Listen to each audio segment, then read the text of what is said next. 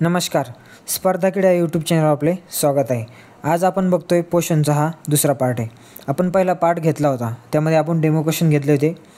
त्याच्यानंतर त्यानंतर त्यात बऱ्याच ताईंनी आपल्याला त्यावर रिप्लाय दिले की सर क्वेश्चन वगैरे चांगले येतं, आपण कंटिन्यू करा. त्यानुसार आपण आपला काय करतो, आज दुसरा पार्ट चालू करतो आहे. तरी तुम्ही आपल्या यूट्यूब चॅनलवर आज नवीन आला असाल तर यूट्यूब चॅनल आपल्या सबस्क्राईब करायचे आहे आणि लाईक करा. तर आपण पोषणचा आज सेकंड चॅप्टर बघतोय, म्हणजे सेकंड पार्ट बघतोय. त्यामध्ये आपण क्वेश्चन घेतलेले आहेत भरपूर. आपण असं ही सिरीज आपली आता कंटिन्यूस ठेवणार आहे. त्यामुळे जर हे आपण जे क्वेश्चन घेतो आहे आता, हे क्वेश्चन जरी सोपे वाटत असले तरी याच्यात जे मी एक्सप्लेनेशन वगैरे देणार आहे हे कंटिन्यू बघत चला, व्यवस्थित बघा, कारण की त्यावरच क्वेश्चन येणार आहेत आपल्याला. एक्सप्लेनेशन वगैरे एकदम छान घेतलेलं आहे. त्यामुळे जर जिथे तुम्हाला नोट डाऊन करा वाटलं ते नोट डाऊनसुद्धा करू शकता. चला आपण आपल्या क्वेश्चनला सुरुवात करूया. आपला पहिला क्वेश्चन काय आज, खालीलपैकी कोणते जीवनसत्व हे पाण्यात विरघळणारे जीवनसत्व आहे? तर याचं उत्तर आहे आपलं ऑप्शन क्रमांक 4मध्ये. मी तुम्हाला थोडा क्वेश्चन वाचल्यानंतर वेध देत जाईल, त्यावेळी तुम्ही उत्तर द्यायचा प्रयत्न करता. पाण्यात विरघळणारे जीवनसत्व कोणतं आहे, तर ब आहे. यालाच आपण काय म्हणतो, बी आणि सी. हे दोन जीवनसत्व पाण्यात विरघळणारे असतात. कोणते, बी आणि सी. हे दोन लक्षातच ठेवायचे आहे. हे आपले पाण्यात विरघळणारे असतात. आणि दुसरे असतात ते म्हणजे मेदात विरघळणारे, त्याला काय म्हणतो आपण, फॅट सोलेबल. आणि हे वॉटर सोलेबल असतात. ते कोणते कोणते असतात, तर ते असतात आपले ए, डी, ई आणि के. हे कोणते, तर फॅट सोलेबल असतात. आणि हे आपले वॉटर सोलेबल. आपल्याला प्रश्न काय विचारला आहे, पाण्यात विरघळणारे, त्याचं उत्तर आहे ब. चला जाऊया आपण नेक्स्ट क्वेश्चनकडे. काय नेक्स्ट क्वेश्चन, दुधाचे सत्व मोजण्यासाठी डॅश डॅश हे साधन वापरले होते. उत्तर द्यायचं आहे तुम्ही. तर याचं उत्तर आहे ऑप्शन क्रमांक 2मध्ये लॅक्टोमीटर. हे आपलं काय याचं दूध मोजण्याचं साधन आहे.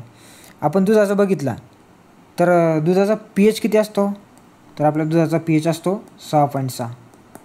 आपल्याला माहीत असणं गरजेचं आहे. आणि हे एक गोष्ट अजून म्हणजे दुधाचे दही होण्यामध्ये कोणते म्हणजे जीवाणू आपल्याला हे सूक्ष्मजीव लाभदायक असतात, याचं नाव कोणाला माहिती आहे का, तर याचं नाव आहे प्रोबायोटिक. हे नोट डाऊन करायचं आहे किंवा लक्षातच ठेवायचं आहे, खूप महत्त्वाचा पॉईंट आहे. दुधाचे दही होण्यामध्ये आपल्याला प्रोबायोटिक हे सूक्ष्मजीवांचा आपल्याला मदत होते. काय, तर दुधाचे दही करण्यामध्ये. आणि दुधामधील मुख्य प्रथिन जर विचारलं आपल्याला, हे महत्त्वाचे पॉईंट सांगतो आहे.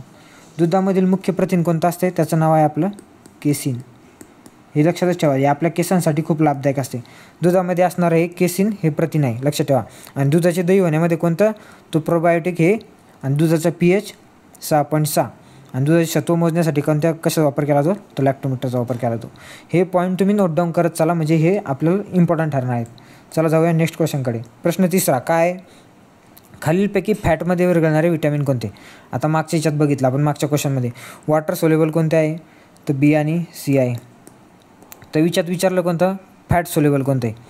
तर आपण बघितलं एच हा फॅट सोलेबल आहे, हा बी तर वॉटर सोलेबल आहे, हा बी वॉटर सोलेबल आहे, यापैकी नाही. याचं उत्तर आहे आपला ऑप्शन क्रमांक 1मध्ये. फॅट सोलेबल कोणते, तर विटॅमिन ए आहे. चला जाऊया नेक्स्ट क्वेश्चनकडे.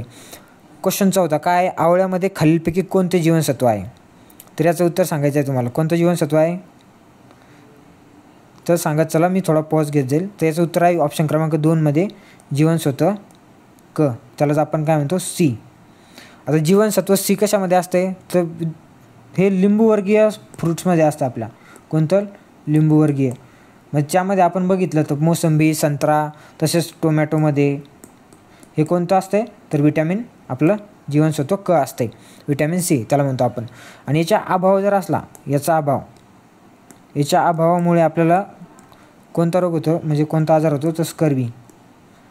कशामुळे, विटॅमिन सीच्या अभावामुळे. लक्षातच ठेवायचं आहे. तसेच एक महत्त्वाचा पॉईंट म्हणजे यालाच परत काय म्हणतात,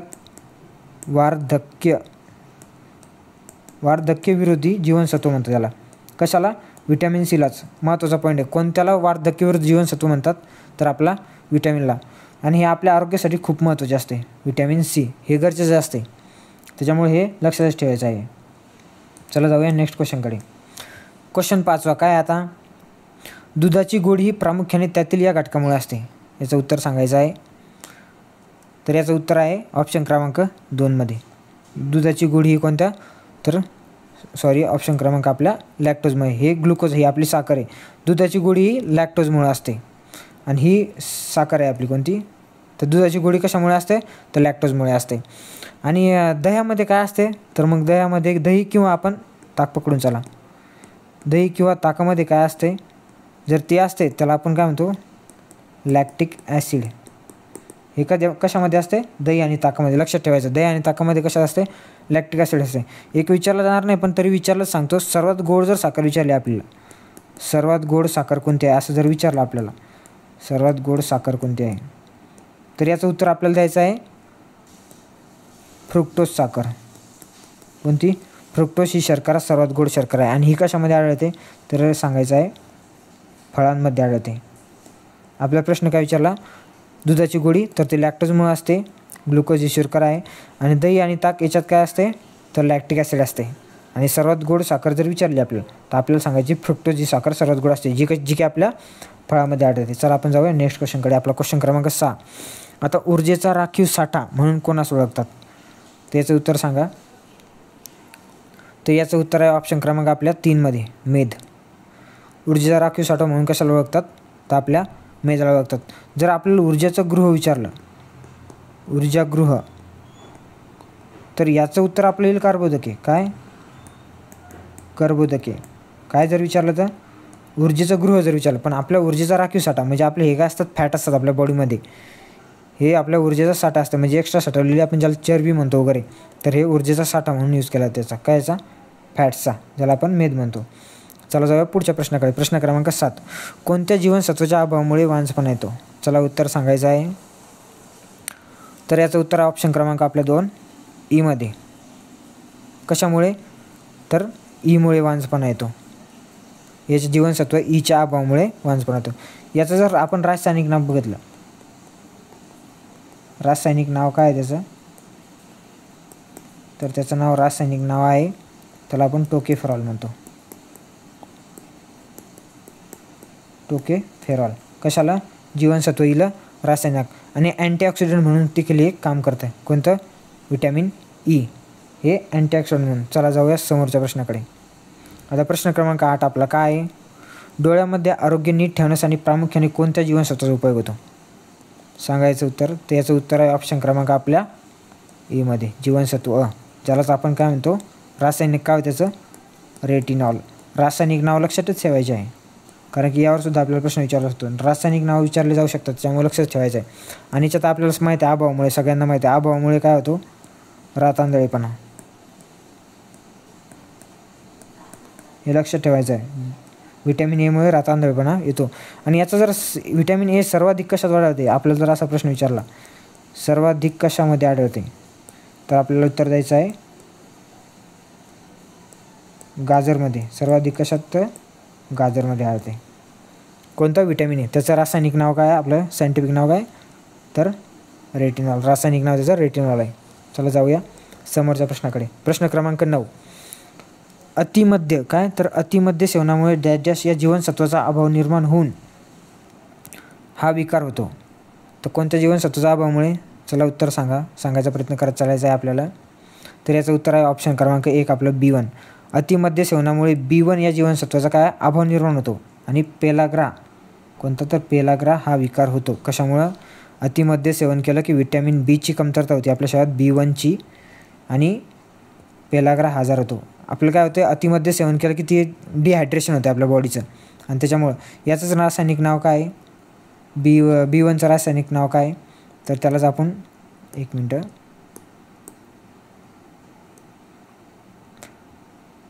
एकच मिनटं, आपलं B1चं रासायनिक नाव आहे थायमिन.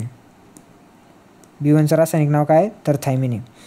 आपल्याला माहिती आहे याच्यामुळं, आणि याच्यामुळं आपल्याला काय होतं, जर अतिमद्य सेवन केलं की B1ची बॉडीमध्ये कमतरता होती आणि पेलाग्रा हा आजार होतो. जर आपण बघितलं हे कशातून भेटतं आपल्याला, तर हे आपल्या फळभाज्यातून, जसं की कोबी, सूर्यफूल, यामधून आपल्याला जास्त प्रमाणात भेटते.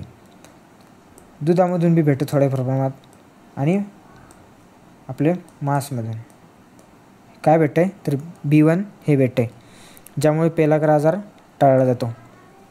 चला जाऊया आपल्या नेक्स्ट क्वेश्चनकडे. क्वेश्चन क्रमांक 10.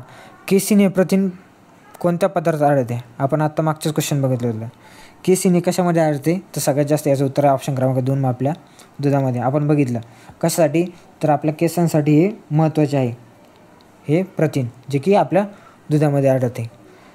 जे आपल्या केसांची निगा राखण्यासाठी महत्त्वाचं आहे प्रथिने. कोणतं? तर केसिन. चला जाऊया नेक्स्ट क्वेश्चनकडे. क्वेश्चन क्रमांक 11. शरीराचे ऊर्जागृह. आता मागच्या पॉईंटमध्ये बघितलं आपण. शरीराचे ऊर्जागृह कशात म्हणतात? तर कार्बोदकास म्हणतात. याचं कारण काय आहे? तर आपल्या शरीराची जी ऊर्जा आहे जवळपास त्यापैकी 60 ते 70% ऊर्जा जी आहे ना आपल्या शरीराला लागणारी दररोजची, ती या कार्बोदकामधून भागवली जाते. आणि आपण जेवण सेवनामध्ये आपण जास्तीत जास्त कार्बोदक, आता एक जर बघितलं आपण, म्हणजे 1 ग्रॅम कार्बोदकापासून किती? 4 किलो कॅलरी एवढी ऊर्जा मिळते 1 ग्रॅम कार्बोदकापासून. आणि आपण जेवण सेवनामध्ये दररोज जास्तीत जास्त कशाचा? कार्बोदकाचा यूज करतो. त्याच्यामुळे आपण शरीराचे ऊर्जागृह तर हे कार्बोदकाला म्हणतो आपण. आणि शरीराचा म्हणजे साठा, ऊर्जा साठा कशाला म्हणतो आपण? तर ते मेदाला म्हणतो ऊर्जा साठा, कारण ते शरीरात आपले साठवलेले असतात त्यामुळे. चला जाऊया नेक्स्ट क्वेश्चनकडे. आता 12 नंबरचं क्वेश्चन. डॅश हे शरीरातील कॅल्शियम फॉस्फरसच्या अतिरिक्त मात्रेसाठी जबाबदार असतात. कशाच्या? कॅल्शियम आणि फॉस्फरसच्या अतिरिक्त मात्रेसाठी कोण जबाबदार असते? याचं उत्तर ऑप्शन क्रमांक 2 मध्ये आपलं व्हिटॅमिन जीवनसत्व डी. कशाला? तर कॅल्शियम आणि फॉस्फरसच्या अधिक मात्रेसाठी जबाबदार असते. कोणतं? Vitamin D. याचं रासायनिक नाव आहे कॅल्शिफेरॉल. कॅल्शिफेरॉल कशाचं? व्हिटॅमिन डीचं नाव आहे. लक्षातच ठेवायचं आहे. कॅल्शिफेरॉल हे कशाचं? व्हिटॅमिन डीचं नाव आहे. चला जाऊया समोरच्या क्वेश्चनकडे. अंड्यातील कोणत्या भागात प्रमुखतः प्रथिने असतात त्यामुळे त्याला पूर्ण अन्न म्हणतात? महत्त्वाचा प्रश्न आहे. कोणत्या भागात असतात? तर याचं उत्तर आहे ऑप्शन क्रमांक 1 मध्ये आपला पांढरा बलक. याच्यामध्ये काय असतं? जास्तीत जास्त प्रमाणात काय असतात? प्रोटीन्स असतात. आणि पिवळ्या बलकामध्ये काय असतं? तर याच्यात आपले मेद असतात, फॅट्स. कशात असतात? तर पिवळ्या बलकामध्ये असतात. याच्यात प्रथिने असतात पण लगेच नाममात्र असतात, त्याच्यामुळे आपलं उत्तर पांढरा बलक आहे. याच्यात काय असतात? तर फॅट्स असतात. चला जाऊया समोरच्या प्रश्नाकडे आपला. कशामुळे दुधाचा रंग हा पिवळसर होतो? आपला प्रश्न क्रमांक 14 आहे. तर कशामुळे होतो? त्याचं उत्तर आहे कॅरोटीनमुळे. दुधाचा रंग कशामुळे पिवळा होतो? तर कॅरोटीनमुळे होतो. आता कॅरोटीन काय आहे? म्हणजे एक अँटीऑक्सिडंट म्हणून काम करते. हे कॅरोटीन जे आहे ना ते एक अँटीऑक्सिडंट म्हणून काम करते, कारण की त्यामध्ये जीवनसत्व ए असते बघा. कशात? आपल्या कॅरोटीनमध्ये जीवनसत्व ए असते. आणि जर अजून एक गोष्ट सांगायची म्हणजे आपलं जे B3 आपण बघितलं आता B1, B3ला सुद्धा B3B या अभावामुळे पॅलाग्रा रोग होतो. आपण मागच्या एमध्ये बघितलं B1मुळे, पण B3मध्ये सुद्धा पेलाग्रा हा रोग होऊ शकतो. यालाच आपण काय? नायसिन म्हणतो. B3ला सुद्धा नायसिन म्हणतो आपण. चला जाऊया नेक्स्ट क्वेश्चनकडे आता. क्वेश्चन क्रमांक 15. काय? दुधामध्ये कोणता घटक जास्त प्रमाणात असतो? उत्तर सांगायचा प्रयत्न करायचा आहे. तर याचा ऑप्शन क्रमांक उत्तर आहे कॅल्शियम. आपण बघितलं दुधामध्ये काय जास्त प्रमाणात असते? तर कॅल्शियम जास्त प्रमाणात असते. चला जाऊया दुसऱ्या प्रश्नाकडे. प्रश्न क्रमांक 16. काय? प्रश्न क्रमांक 16. बेरीबेरी हा आजार कोणत्या जीवनसत्वाच्या अभावामुळे येतो? याचं उत्तर द्यायचा प्रयत्न करायचा आहे. त्याचं उत्तर आहे ऑप्शन क्रमांक 1 मध्ये बी. कशामुळे बेरीबेरी आज कोणत्या अभावामुळे होतो? जीवनसत्व बीच्या अभावामुळे बेरीबेरी आजार होतो. तर एमुळे कोणता होतो? तर आपण बघितलं रात आंधळेपणा. कशामुळे होता? जीवनसत्व एच्या अभावामुळे होतो. डीमुळे काय होतो? तर मुडदूस. कोणत्यामुळे होतो? डीमुळे होतो. आणि सीमुळे होतो आपण बघितला कोणता? स्कर्वी. हा कशामुळे होतो? सीच्या अभावामुळे येते. आपल्याला विचारला हा बेरीबेरी अभाव कोणत्या जीवनसत्वाच्या अभावामुळे? त्याचं उत्तर आहे व्हिटॅमिन बी आपलं. चला जाऊया नेक्स्ट क्वेश्चनकडे. कुष्ठरोगाला दुसऱ्या कोणत्या नावाने ओळखला ते? याचं उत्तर सांगायचा प्रयत्न करायचा आहे. तर याचं उत्तर आहे ऑप्शन क्रमांक 1 मध्ये हॅन्सेन विकार. कुष्ठरोगाला हॅन्सेन विकार. एक शास्त्रज्ञ होतं बघा ज्याचं नाव होतं हॅन्सन. यांनी हा रोग शोधला, याच्यामुळे याला हॅन्सेन विकार देखील म्हणतात. कोणत्या? हॅन्सन या शास्त्रज्ञाने. जागतिक कुष्ठरोग दिन कधी साजरा केला तो? म्हणजे जागतिक कुष्ठरोग दिन कधी असतो हे महत्त्वाचं आहे बरं का, विचारू शकतात आपल्या एक्झाममध्ये. जागतिक कुष्ठरोग दिन सांगायचा प्रयत्न करायचा आहे. तर कधी असतो हा? 30 जानेवारी. 30 जानेवारी महात्मा गांधी यांचा स्मृती दिन. आणि राष्ट्रीय कुष्ठरोग कार्यक्रम कधीचा आहे? महत्त्वाचे पॉईंट आहेत. जरी आपल्याला असे पॉईंट असतील तर आपल्या एक्झाममध्ये विचारले जाऊ शकतात. राष्ट्रीय कुष्ठरोग कार्यक्रम पॉईंट जरी छोटे छोटे वाटले असले तरी महत्त्वाचे आहेत. 1955 आहे राष्ट्रीय कुष्ठरोग कार्यक्रम, लक्षातच ठेवायचा आहे. आणि हा कुष्ठरोगाचा जीवाणू कोणता आहे? जीवाणू महत्त्वाचे पॉईंट येतात. मायकोबॅक्टेरियम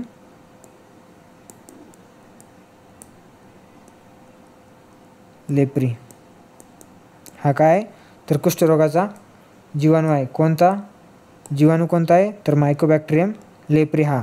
आणि राष्ट्रीय जागतिक कुष्ठरोग दिन कधी 30 जानेवारी साजरा केला जातो. आणि राष्ट्रीय कुष्ठरोग कार्यक्रम कधीचा 1955 आपल्याला हे पॉईंट लक्षातच ठेवायचे आहे. चला जाऊया समोरच्या प्रश्नाकडे. प्रश्न क्रमांक 18 काय आहे तर खालीलपैकी कोणता रोग हा विषाणू संक्रमित म्हणजे होत नाही, विषाणूने संक्रमित होत नाही. तर याचं उत्तर सांगायचा प्रयत्न करायचा आहे. कोणता रोग तर याचं उत्तर आहे ऑप्शन क्रमांक आपला 4 मध्ये मलेरिया हा काय विषाणूद्वारे संक्रमित होत नाही. तर याचं काय एक परजीवीमुळे संक्रमित होणारा रोग आहे. आणि त्या परजीवीचं नाव काय तर प्लाझ्मोडियम सांगा. प्लाझ्मोडियम काय तर वायवॅक्स, लक्षातच ठेवायचं आहे. प्लाझ्मोडियम वायवॅक्स या सूक्ष्म परजीवीमुळे, हा कसा सूक्ष्म परजीवी आहे, याच्यामुळे हा रोग होतो. कोणता मलेरिया. हा विषाणूमुळे होतो का तर नाही, हा परजीवीमुळे होणारा रोग आहे. कोणता मलेरिया. चला जाऊया समोरच्या प्रश्नाकडे. आपला समोरचा प्रश्न क्रमांक 19 काय कुष्ठरोग शरीराच्या कोणत्या भागात होतो. आपण मागच्याच प्रश्न बघितलं होतं त्याच्या आधी. कुष्ठरोग हा शरीराच्या कोणत्याच भागात होतो तर कुष्ठरोग हा आपल्या ऑप्शन क्रमांक 2 मध्ये त्वचेला होतो. आपल्या त्वचेला होणारा आहे हा कोणता कुष्ठरोग. कुष्ठरोगाचा कारक आपण मागच्या क्वेश्चनमध्ये बघितला. कोणता आहे मायकोबॅक्टेरियम लेप्री हा जीवाणूद्वारे होणारा हा. आणि त्याचे लक्षणं वगैरे जर बघितले आपण, लक्षणं सांगायचे म्हणलं तर त्याचे लक्षणं असतात सांधेदुखी आणि तळहातातून आणि पायातून आपल्या काय येते आणि पायातून रक्तस्राव होतो. अक्षर थोडं समजून घ्यायचं आहे कारण की ते फोनवर लिहायला थोडा प्रॉब्लेम होतो, त्याच्यामुळे ते समजून घ्यायचं आहे. लक्षणे काय तर सांधेदुखी आणि तळहातातून आणि पायातून आपल्या काय येते तर रक्त येते. आणि याचा परिणाम कुठं होतो आपण बघितला इथं त्वचेवर तर होतोच. अजून जर सांगायचं याचा परिणाम तर चेतासंस्थेवर तर होतो. पुन्हा आपल्यात चेतासंस्थेवर सुद्धा होतो. कशाचा याचा कुष्ठरोगाचा परिणाम. लक्षात ठेवायचा कोणत्या भागावर होतो त्वचेवर होतो आणि परत चेतासंस्थेवर सुद्धा होतो. आणि लक्षणे काय सांधेदुखी तळहात आणि आपला कारक लक्षातच ठेवायचा मायकोबॅक्टेरियम लेप्री हा जीवाणूमुळे होतो. लक्षात ठेवायचं. चला जाऊया समोरच्या प्रश्नाकडे. आता प्रश्न क्रमांक किती तर प्रश्न क्रमांक 20 आपला काय कोविड-19च्या विषाणूचे नाव काय. लक्षातच ठेवा जरी आपल्याला कोविड-19 हा आता म्हणजे होऊन गेला तरी आपल्याला प्रश्न विचारू शकतात. तर याचं उत्तर आहे ऑप्शन क्रमांक 2 मध्ये आपलं काय SARS-CoV-2 हे काय तर कोविड-19चं नाव आहे. हे लक्षातच ठेवा कारण की विचारायला काही विचारू शकतं आपल्याला, त्यामुळे लक्षात ठेवणं गरजेचं आहे. आणि याची टेस्टसाठी म्हणजे चाचणी कशी करतात आहे का लक्षात तेव्हा तर सगळ्याच्या लक्षात आता आहे का. चाचणी आपण त्याला RAT म्हणत होतो, म्हणजेच काय रॅपिड अँटीजन टेस्ट. कशाची तर कोरोनाची टेस्ट करतो आपण. चला जाऊया नेक्स्ट क्वेश्चनकडे. आणि याच्यात अजून एक सांगायचं आहे, परत एक सांगतो. आणि याच्या लस वगैरे तुम्ही कमेंट बॉक्समध्ये सांगायच्या आहेत. कशाच्या आपल्या कोरोनाच्या लस कमेंट बॉक्समध्ये सांगायच्या आहेत. चला जाऊया नेक्स्ट क्वेश्चनकडे. काय तर कर्करोगाचे उपचार व निदान करण्यासाठी डॉक्टरांना काय म्हणजे कर्करोग आणि उपचाराचे निदान करणाऱ्या डॉक्टरांना काय म्हणतात सांगायचं उत्तर सांगायचा प्रयत्न करायचा आहे. याचं उत्तर ऑप्शन क्रमांक 2 म्हणजे ऑर्गॅनॉलॉजिस्ट. कशाला तर कर्करोगाचं. आता कार्डिओलॉजिस्ट म्हणजे कोणाला म्हणतात तर आपलं ते हृदयरोगतज्ञ असतात. हृदयरोगतज्ञ त्यांना आपण काय कार्डिओलॉजिस्ट म्हणतो. कोणाला हृदयरोगतज्ञांना. आणि न्यूरोलॉजिस्ट कोणाला म्हणतो तर न्यूरोलॉजिस्ट हे आपल्या मेंदूचा स्टडी करणारे किंवा मज्जातंतू त्याला आपण काय मज्जातंतू म्हणतो यांचा स्टडी करणारे यांना काय आपण न्यूरोलॉजिस्ट म्हणतो. आणि नेफ्रोलॉजिस्ट म्हणजे काय आपल्या किडनीचा अभ्यास करणारे किंवा किडनी संबंधी रोगाचा अभ्यास करणारे.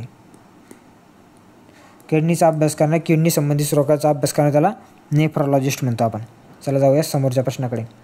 प्रश्न क्रमांक 22 काय आपला, कावीळ हा रोग मानवी शरीरात कोणत्या अवस्थेत होतो? तर याचं उत्तर आहे आपला ऑप्शन क्रमांक 2 मध्ये. कावीळ हा आजार आपल्या तर यकृतास होत असतो. याचा कारक कोणता आहे बरं?